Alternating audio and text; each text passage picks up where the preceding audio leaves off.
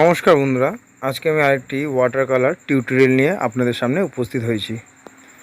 আজকে আমি water colour একটা সিনারি ড্রয়িং করছি, আর তিনখানা টোনেই আমি কাজটাকে শেষ করব। আজকে যেই কালারটা আমি বেশি ইউজ করব সেটা হচ্ছে গ্রিনের পার্টটা বা ইয়েলোর পার্টটা। ঠিক আছে, মানে ডাইরেক্ট গ্রিন না, গ্রিনটা আমি বানাচ্ছি কী করে সেটা দেখবেন, আর কি করে ইউজ করছি সেটা দেখুন মন দিয়ে, তাহলে কিন্তু শিখতে পারবেন। আমি প্রথমে ড্রয়িংটা করে নিচ্ছি, তারপরটা কালারটা আমি শুরু করছি।